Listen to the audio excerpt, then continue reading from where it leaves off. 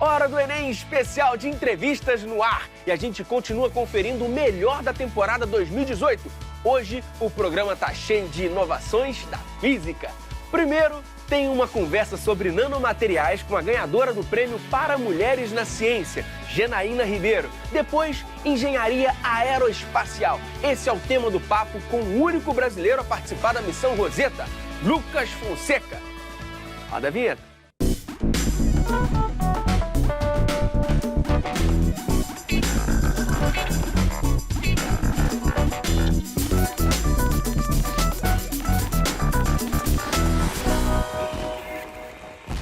Já pensou em trabalhar com nanomateriais? São partículas minúsculas 1000 vezes menores que as microscópicas. E a nossa convidada já ganhou até prêmio pelo estudo nesse universo invisível. É a física Genaína Ribeiro Soares. Por gentileza, seja bem-vinda.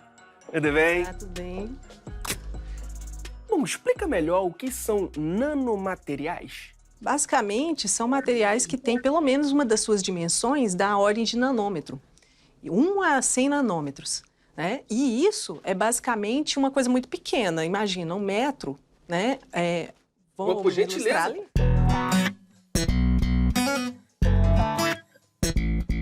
Basicamente é uma coisa da ordem disso aqui, ó. 1 metro. Caramba, então, isso é 1 nanômetro? 1 nanômetro. Caramba, então, chega cá na frente. Como é que faz para manipular algo tão pequeno assim? Basicamente, a gente tem várias técnicas, né? Uma delas, por exemplo, é uma microscopia de varredura por sonda. Basicamente, eu tenho uma agulha metálica, uma ponta mesmo, que é a nossa sonda. Então, eu posso, por exemplo, calibrar o valor da interação entre essa sonda e a minha superfície, né? Que são interações, por exemplo, de Van der Waals. Eu posso estabelecer, eu quero medir uma certa quantidade de força, e aí eu venho varrendo a minha amostra com a minha sonda. Toda vez que ela detectar uma força um pouquinho superior àquilo, o meu sistema de eletrônica vai mandar aquela sonda subir. Então, veja só, eu tenho isso aqui, eu posso fazer a sonda ir varrendo, toda vez que ela encontrar um obstáculo, ela vai subindo e descendo, e eu posso fazer um mapa. Então, no final das contas, eu tenho a topografia, eu tenho um mapa de altura desse material. Então, eu posso saber a altura dele em nível atômico, né? Ou, por exemplo, com esse tipo de técnica, eu posso apertar o material, né, aplicando tensão, eu posso arranhar ele, tudo isso para estudar as propriedades desses materiais. Caramba! Eu posso, por exemplo, também cobrir ele com polímero, né? E depois dissolver a camada de baixo e colocar em outros substratos que eu quiser. Por que esses nanomateriais são considerados tão revolucionários? Eles são vistos como uma estratégia para implementar várias tecnologias que estão sendo faladas agora. Por exemplo, imagina a possibilidade de você ter uma tela transparente, flexível, tipo um celular que você possa dobrar e colocar no seu bolso. Caramba! Isso é uma coisa muito interessante que as pessoas estão tentando fazer com nanomateriais. Por exemplo, nanomateriais laminares, em que eu tenho uma folha atômica desses materiais. Então, veja só, eu tenho a espessura de um átomo, ele absorve um pouco de luz, então ele é translúcido praticamente, e eu posso fazer eletrônica com esse material. Mas você falou em folhas de carbono, você pode explicar melhor pra gente? Sim, basicamente, imagina o seguinte, eu tenho uma organização de átomos de carbono em uma rede que é parecida com a colmeia de abelha. Né? A gente pode exemplificar aqui, por exemplo, com algo desse tipo. Um átomo de carbono aqui, um átomo de carbono aqui, outro aqui, outro aqui, outro aqui. Aqui, né, eu tenho essa unidade básica aqui, né, que parece uma colmeia de abelha. E assim, seguindo, né, eu tenho outros hexágonos aqui, formando o resto da rede, né? Então, imagina que eu estou ligando isso aqui, tem uma rede de átomos com essa disposição, né? Entendi. E aí, veja só, eu posso imaginar que isso vai se expandindo, né, no plano, de forma que, no final das contas, eu vejo uma folha. Ok? Entendi. Então, agora imagina o seguinte.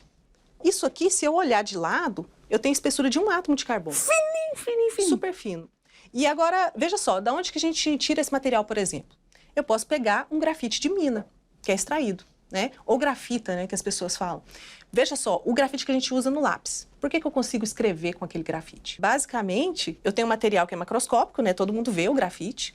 Mas quando eu arrasto ele em cima de outra superfície, essas camadas de nível atômico vão sendo deslizadas umas em cima das outras. Aqui no plano, eu tenho ligações entre os átomos de carbono que são fortes. Elas são covalentes. ligação atômica mesmo. Agora, entre essas camadas que estão empilhadas, eu tenho ligações fracas, do tipo Van der Waals. Então, onde que o material vai escorregar ou vai quebrar? No lugar que a ligação é forte ou a ligação é fraca?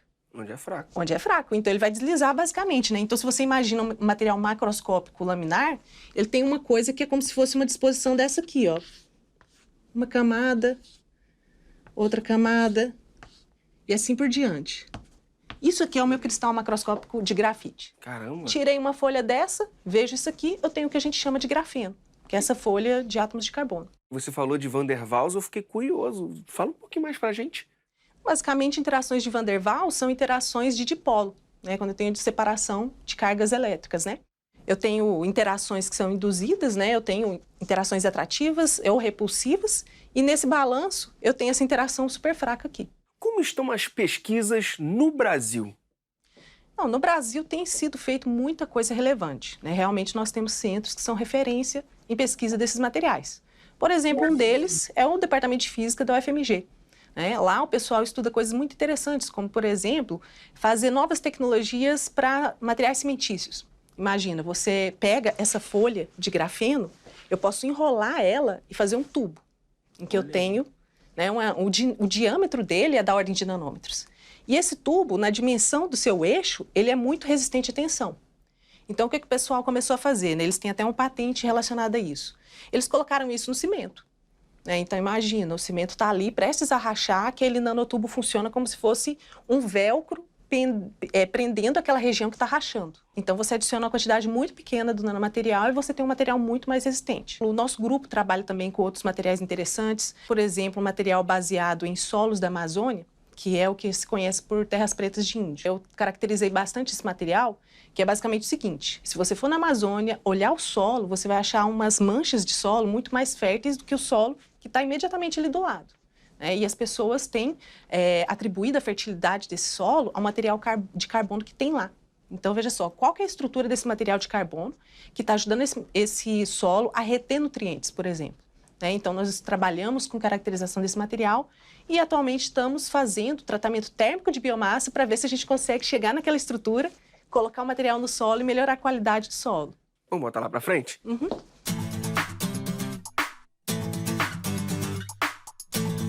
Eu quero saber como foi a evolução da ciência até chegar aos nanomateriais.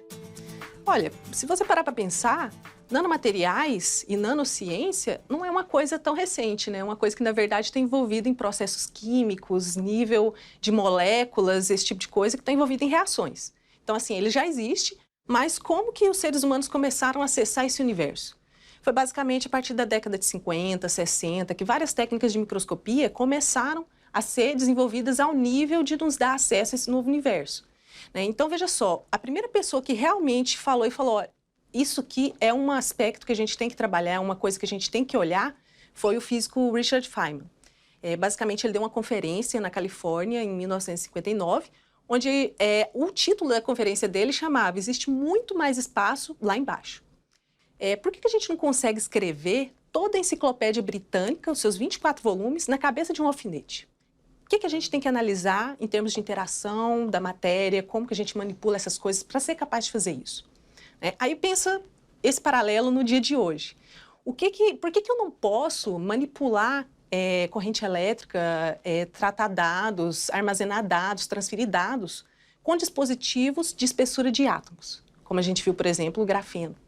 E o grafeno é só o começo da história, porque existe toda uma outra família de materiais com propriedades complementares a ele que a gente também pode usar nesse tipo de engenharia. Sempre que a gente fala de tecnologia de ponta, a gente acaba tratando ou esbarrando ali em ética. A nanotecnologia tem disso? Tem. A escala nano dele, eu tenho partículas que, se você olhar a relação entre a superfície e o volume dela, você tem muito mais superfície. Então, eventualmente, ela pode ser muito mais reativa do que um material macroscópico que a gente conhece. Aí, isso, por exemplo, pode facilitar essas partículas entrarem em barreiras naturais que o nosso corpo tem. Seja, por exemplo, mucosas ou, por exemplo, também paredes celulares, Imagina, se isso ataca as nossas células, pode trazer problema de saúde. Então, tem aspectos que tem que tomar cuidado, da mesma forma que certos materiais macroscópicos a gente também tem que tomar cuidado. Mas, se você parar para pensar, isso oferece novas possibilidades de pesquisa, uma oportunidade. Imagina, o campo de toxicologia é É uma coisa que está praticamente na sua infância em termos de nanomateriais, né? Outro campo que é muito estratégico é, por exemplo, nanometrologia. Como que eu faço equipamentos para acessar essas coisas nessa escala? Como que eu caracterizo materiais nessa escala? Às vezes eu tenho que fazer instrumentação para acessar esse tipo de coisa, eu tenho que estabelecer procedimentos para todo mundo que está pesquisando, por exemplo, toxicologia, está falando a mesma língua. Eu queria saber do seu dia a dia. Como é o seu trabalho, o seu dia a dia? Conta pra gente. Então, eu sou professora, né, do Departamento de Física da Universidade Federal de Lavras. Então, eu dou aulas lá em nível de graduação, pós-graduação. E no laboratório, eu faço tanto a parte de síntese de materiais, né, de nanomateriais, quanto também eu faço a parte teórica. Então, veja só, né, eu vou lá, faço as contas, imagino o que eu tenho que ver mais ou menos no experimento, vou lá, faço o experimento, caracterizo os materiais que eu faço. Então, é meio que dividido entre isso aí. Agora, conta pra gente, como começou o seu interesse pela ciência? Eu acho que eu fui meio que seguindo aquela curiosidade natural, né, que a gente tem quando a gente é criança. Basicamente, eu gostava muito de desmontar tudo que tinha de eletrônico em casa, né, para tentar entender, assim, como que a coisa funciona. E aí, no ensino médio, eu via as aulas de física e tal, né, estudava o material realmente que é o convencional, né, mas eu sempre me interessava muito em ler tudo quanto era notícia sobre coisas de tecnologia. Qual foi a sensação de vencer o prêmio para mulheres na ciência da Unesco em 2017? Foi, assim, uma experiência ótima. Como se diz, quando eu recebi a notícia, eu não acreditava, né? Porque, assim, realmente você pensa, nossa, tem tanta gente boa, mandando tanta coisa boa, né? Mas foi uma felicidade muito grande, porque é uma oportunidade muito grande, né? Imagina, assim, o prêmio, eu tenho sentido que ele transcende a parte da comunidade científica. Então, assim, todo mundo conhece o que é o prêmio da L'Oréal para mulheres na ciência e tal. Isso tem um prestígio na sociedade e também tem um prestígio na parte científica. Então, isso tem me dado acesso a, por exemplo, eu ser convidada para apresentar em muitos eventos. Então, tem dado muita visibilidade para o trabalho que a gente tem feito. Então, assim, ótimo, né? O valor do prêmio também, a bolsa, né, de R$50 mil, está sendo usada para comprar reagentes, né, para comprar equipamentos para a gente mesmo montar nossos instrumentos de pesquisa. Então, assim, realmente mudou a realidade do que eu estava fazendo. E como você observa a presença de mulheres na ciência brasileira? Nos campos de biológicas é mais comum, né? A gente já está mais acostumado. Na área técnica, mais técnica e científica, né? Ciências exatas, engenharias, esse tipo de coisa, a presença é menor. Mas, assim, eu acho que isso tem mudado, está crescendo também, né? As mulheres estão aí, como se diz, se acomodando nos seus espaços, né? E eu acho que isso só vai melhorar com o tempo. E para quem quer saber um pouco mais sobre nanotecnologia e sobre a sua pesquisa, onde busca informação? Então, você pode buscar, por exemplo, né, eu falei dessa palestra do Feynman, é muito interessante ler isso, que ele faz, assim, toda essa parte de discorrer sobre esse tema de nanomateriais lá em 1959, né? Então é interessante, tem isso transcrito na internet, a gente pode deixar o link. Você pode ver muita coisa no YouTube também, por exemplo, tem o episódio do Nerdologia sobre nanomateriais que é interessante, então assim, muito material difundido por aí. É isso, galera. Janaína, muitíssimo obrigado mesmo pela sua presença. Sempre que tiver novidade, fala com a gente, beleza? Ótimo. Já pensou em levar micro-organismos para o espaço? Esse é o objetivo da missão Garaterra. Ela está indo de vento em popa e já até lançou uma sonda experimental na estratosfera. Quem traz detalhes é o coordenador do projeto, o engenheiro Lucas Fonseca, por gentileza. E aí, Lange, tudo bem? E aí, tudo bem? Seja bem-vindo. Obrigado. O que é a missão Garaterra? É um manifesto, né, onde pessoas que trabalhavam com a área de ciências espaciais em outras agências, né, eu, por exemplo, trabalhava na Europa, tenho colegas que trabalhavam na NASA, perguntamos por que não fazer esse tipo de coisa no Brasil, né? Então a gente juntou um grupo de pesquisadores e criamos essa ideia, esse manifesto em prol da ciência espacial, que o Brasil também pode fazer, né? Então a nossa ideia é levar uma sonda brasileira até a Lua em 2022, é o nosso carro-chefe. Na verdade, a missão começou em 2014, tinha essa ideia inicial, vamos até a Lua, que parecia um objetivo fantástico e fazia totalmente sentido para as nossas ideias de ciência que a gente queria realizar, mas foi em 2016 que a gente conseguiu a carona para ir até a Lua, né? Então a gente entrou numa grande missão europeia, eles estavam procurando parceiros e fomos aí uma das 5 missões escolhidas para integrar uma missão europeia para levar uma sonda até a Lua em 2022. Como vocês projetaram a sonda? Ela é feita de quê?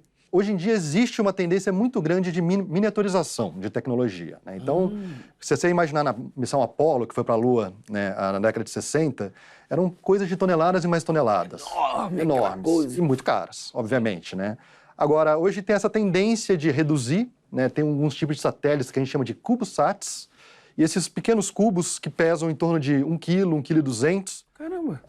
estão indo para outros planetas. Acabou de ser lançado agora, algumas semanas atrás, 2 dessas sondas em direção a Marte, e a gente quer mandar 6 dessas sondas em conjuntos para a Lua. Vai pesar 7,2 kg. E qual é o propósito dessa sonda? Tem a ciência, que é muito importante. A ciência que a gente está executando é inédita. Tem um desafio tecnológico muito grande. E isso desenvolve várias novas tecnologias que suportam a saída até a Lua, mas também pode ser aplicada para usos diários. E, por último, tem uma parte mais vocacional do fato da gente, sendo brasileiro, poder fazer algo fantástico, né? Que a gente está acostumado a não ter referências de missões espaciais no Brasil e nem de missões científicas muito grandes. Então, quando a gente coloca um desafio para nós mesmos de ir até a Lua e consegue provar que é possível fazer isso, talvez a gente está servindo de referência para outras grandes coisas. Com certeza, inspiração também, né? Inspiração. Quando a gente começou com essa história de ciência e tal, e a gente percebeu que o tema agrada as crianças de 7 a 70 anos. Né? Com certeza. E aí a gente falou, por que não inspirar crianças? Então a gente tem um termo que a gente usa bastante, que é inspiração educacional, e a gente usa um moto muito simples de que a gente quer inspirar, quer educar e finalmente construir. A gente acha que é muito importante colocar a mão na massa para as pessoas sentirem que estão fazendo uma missão espacial e aquilo reverberar para o resto da vida delas, né? Então a gente tem 2 projetos educacionais hoje em dia, tem um que a gente faz com balões, a gente já teve mais de 3.000 crianças participando desse projeto, e a ideia é preparar um balão estratosférico, mandar até a estratosfera, e as crianças fazem os experimentos que vão no balão. Então, do mesmo jeito que eu quero levar extremófilos até a Lua, a criança quer levar uma barata até a estratosfera, quer levar um cactus até a estratosfera, por que não? Por que não? E aí o que a gente está passando para elas é essa noção da metodologia científica, de como você pensa num problema, como que você trabalha esse problema, como você testa e como você gera um resultado. Então, a gente tem trabalhado com crianças do Fundamental 1, Fundamental 2, algumas vezes ensino médio, e tem sido muito bacana, tem gerado bastante resposta e bastante casos que a gente percebe que está realmente alterando a vocação de uma criança para seguir como ciência, né? Como cientista. Trazer isso para a realidade brasileira. Trazer isso para a realidade, e a gente trabalha com escolas públicas, privadas, de todas as regiões do Brasil. Então, é o que a gente fala, a gente quer fazer uma grande aliança e não queremos deixar ninguém para trás. E dentro dessa história de trabalhar com colégios, balão, um órgão americano descobriu a gente foi fazer um evento, a Campus Party, fomos falar sobre isso que a gente estava falando, e aí eles convidaram a gente para dar um passo acima e levar um experimento brasileiro de crianças até a Estação Espacial Internacional. Olha aí! Em órbita, e a gente vai agora levar um experimento de 5 crianças que participaram de um concurso, tinham 72 ideias, combinou nessa ideia campeã e vai lá para o espaço de verdade, vai ter um astronauta americano que vai manusear esse experimento dessas crianças, depois volta para elas investigar o que aconteceu com o experimento delas. Quantas pessoas estão envolvidas nesse projeto todo? A missão ela é um consórcio de universidades, institutos e empresas. Então, assim, a gente tem diferentes parceiros trabalhando em diferentes lugares, que hoje em dia somam em torno de 30 a 35 pessoas, mas nenhuma, fora 2 ou 3 pessoas, participam integralmente da missão. Então, o que a gente está fazendo é pegando pessoas que realmente trabalham em institutos, né? Então, o ITA, o INPE, a Universidade de São Paulo, o Laboratório Nacional Luz Síncroton em Campinas, buscando pesquisadores que têm interesse e juntando um esforço para fazer uma missão dessa acontecer. A gente estuda um ramo chamado astrobiologia. O nome pode enganar, porque tem o biologia, mas na verdade é uma área extremamente transversal, onde a gente tem bioquímicos, químicos, físicos, biólogos, claro, matemáticos, por que não? E por que astrobiologia? O que vocês tratam? O que vocês fazem? A astrobiologia ela tenta responder 3 perguntas, basicamente. Ela quer entender o passado, de como a vida se originou. Ela quer entender o presente, de como a vida se mantém nos lugares. Ela quer entender o futuro, como é que a gente pode proliferar a vida para o universo. E como seria isso? Vocês mandam micro-organismos para verificar o quê? Para verificar como ele consegue se adaptar em ambientes extremos, né? Então, a gente estuda muito alguns mecanismos chamados extremófilos, que são famílias de micro-organismos que conseguem resistir a baixas temperaturas, baixa pressão, altas temperaturas. Então, a gente vai buscar em vários lugares do globo terrestre esses micro-organismos muito especiais. E aí a gente se pergunta, será que eles, sobrevivendo aqui na Antártida, por exemplo, perto de um vulcão na Antártida. Então, onde ele está ali numa situação onde a hora ele está muito quente, a hora ele está muito frio. Será que esse cara não conseguiria viver no espaço? E aí, esse tipo de pergunta que a gente quer entender.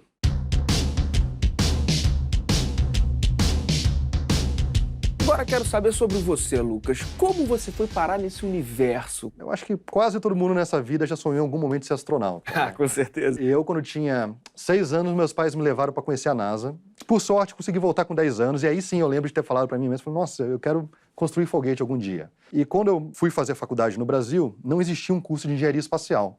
E aí eu fiz primeiro engenharia mecatrônica na USP, mas aquela vontade de trabalhar na NASA continuava me incomodando. E eu falei, olha, eu vou recomeçar. E aí eu me mudei, fui morar na França e fiz engenharia espacial. E de lá, assim que eu terminei meu curso, eu fui convidado para trabalhar numa grande missão, foi a missão Rosetta, que pousou uma sonda em um cometa em 2014. Ou seja, um cometa passou na sua vida? Um cometa passou e ficou. Foi a maior missão já feita pela comunidade europeia. Está entre as 5 mais importantes dos últimos 20 anos. Foi uma missão realmente muito grande. E ela durou 25 anos. Então as missões espaciais têm vida muito longa. Então você consegue, por exemplo, trabalhar uma carreira inteira numa missão espacial, se aposentar... E a missão ainda não terminou. Não terminou. E o mais interessante é que, assim, é tanto amor envolvido quando você trabalha, que eu tinha colegas já aposentados que vinham trabalhar no dia a dia e não recebiam. Então, como eu trabalhava para o governo, eles não poderiam trabalhar num prédio governamental, mas eles alugaram um prédio para poderem trabalhar com o dinheiro da aposentadoria deles. Então você vê o nível de amor, de entusiasmo que essas pessoas têm. E aí, o mais interessante dessa história toda é que deve ter passado em torno de 6.000, 6.500 pessoas ao longo desses 20 anos. Eu fui o único brasileiro que trabalhou na missão. Em que consistia a missão Rosetta? Ela buscava entender o início do sistema solar.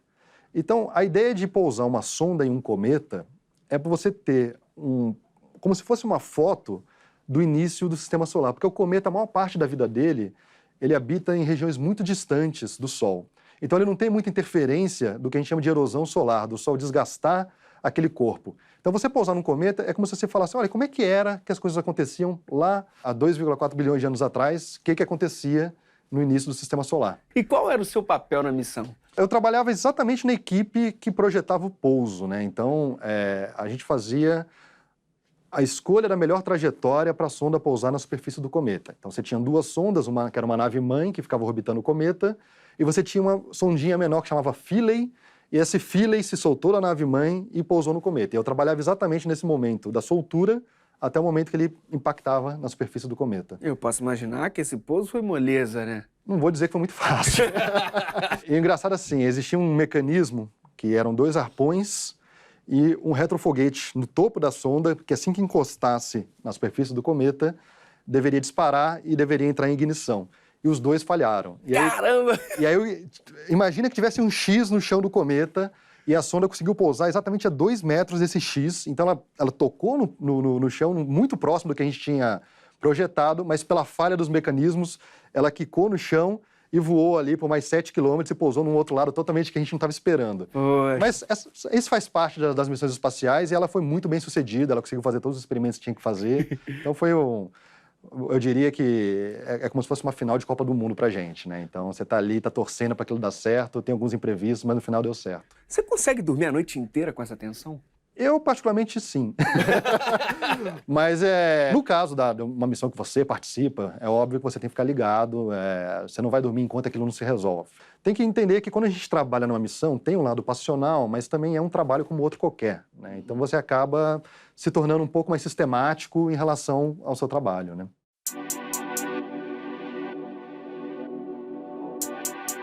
E para quem quiser saber um pouco mais sobre todos esses projetos, me procura onde? Bom, a Garateia tem uma página que é garateia.space, de espaço em inglês, não tem .com.br, é só isso, .space. A astrobiologia acabou de ser fundado muito recentemente a Sociedade Brasileira de Astrobiologia e sites comuns, tipo o site da NASA, que é o site que contém mais dados disponíveis para a humanidade. Então a gente costuma achar que a NASA esconde, não existe nenhuma entidade que divulga mais dados do que a NASA para o mundo inteiro. Agora, para a galera que quer fazer engenharia aeroespacial, tem que ir para a França? Muito bom saber que o Brasil se importa com isso e vários cursos começaram a surgir. Então, o ITA foi o pioneiro, mas hoje em dia você tem a Federal de Santa Maria, você tem a Federal de Santa Catarina no campus Joinville, você tem a UNB com curso, o FMG, o FABC em São Bernardo do Campo, E tem uma particular agora chamada Uniamérica, que fica no Paraná. Então você tem várias opções hoje em dia de ingressar num curso de aeroespacial. Então melhorou, né? Agora facilitou que brasileiros venham a estudar e desenvolver nessa área, né? Porque a área aeroespacial com certeza é uma revolução que está vindo para todas as nações. E aí a gente tem que decidir se vamos fazer parte disso ou não. Então ter curso já é um bom começo. Bom, Lucas, muitíssimo obrigado mesmo. Foi um papo muito bacana e parabéns aí, cara. Obrigado, Landy. Todo mundo tem o poder de transformar a sociedade. Que tal pensar no seu próprio projeto? O nosso canal tá cheio de entrevistas inspiradoras como essa. Então corre lá, youtube.com/TV Escola. E até a próxima.